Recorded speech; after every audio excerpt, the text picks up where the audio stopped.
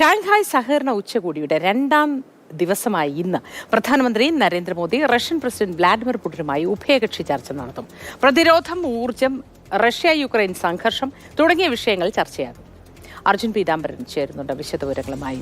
Arjun, good morning. തൃക്കേട്ട ദിനാശംസകളും നേരുന്നു. ഈ ഷാങ്ഹായ് സഹകരണ ഉച്ചകോടിയുടെ ഈ രണ്ടാം ദിവസം പ്രധാനമന്ത്രി നരേന്ദ്രമോദിയുടെ ഒരു ഷെഡ്യൂൾ എന്തായിരിക്കും? റഷ്യൻ പ്രസിഡന്റുമായി എന്തൊക്കെ കാര്യങ്ങളായിരിക്കും ചർച്ച നടത്തുക?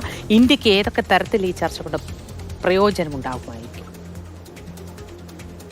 Good morning. ഏറ്റവും പ്രധാനപ്പെട്ട കൂടിക്കാഴ്ച നിൽക്കുന്നത് അത് വ്ളാഡിമിർ പുടിനുമായിട്ട്, അതായത് റഷ്യൻ പ്രസിഡന്റുമായിട്ട് തന്നെയാണ്. അതിനുശേഷം അദ്ദേഹം ഇന്ത്യക്ക് മടങ്ങുകയാണ് ചെയ്യുക. ഈ ഡൊണാൾഡ് ട്രംപ് രണ്ടാം വട്ടവും അമേരിക്കൻ പ്രസിഡന്റായി ചുമതലയേറ്റതിനു ശേഷം ആദ്യമായിട്ടാണ് മോദി വ്ളാഡിമിർ പുടിൻ കൂടിക്കാഴ്ച വരുന്നത്. മാത്രമല്ല, ഈ ട്രംപ് ഇന്ത്യക്ക് മീതെ പിഴച്ചുങ്കം എല്ലാം തന്നെ ചുമത്തിയിട്ടുള്ള സാഹചര്യത്തിൽ അതിൽ തന്നെ റഷ്യയുടെ എണ്ണ ഇന്ത്യ വാങ്ങുന്നു എന്നുള്ള കാര്യങ്ങളൊക്കെ തന്നെയാണ് അവർ ചൂണ്ടിക്കാട്ടിയിട്ടുള്ളത്.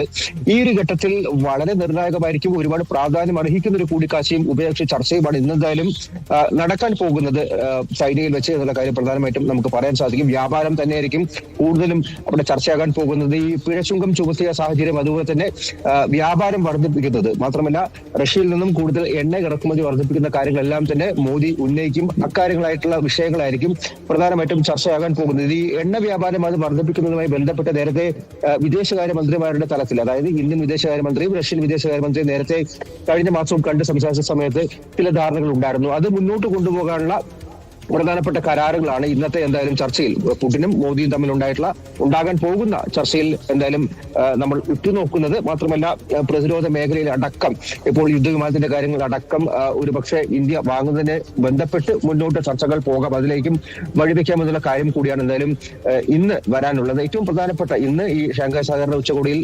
പ്രധാനമന്ത്രിയുമായി ബന്ധപ്പെട്ട് നിലനിൽക്കുന്ന ഏറ്റവും പ്രധാനപ്പെട്ട ഷെഡ്യൂൾ ഒന്ന് ഈ കൂടുതലുമായിട്ടുള്ള കൂടിക്കാഴ്ച തന്നെയാകുമെന്നുള്ള കാര്യം എന്തായാലും നമുക്ക് പറയാനായിട്ട് സാധിക്കും.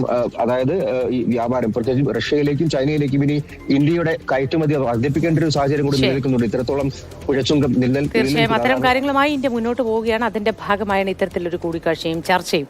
അർജുൻ പീതാംബരൻ നല്ല ദിവസമായിരിക്കട്ടെ എന്ന് ആശംസിക്കുന്നു.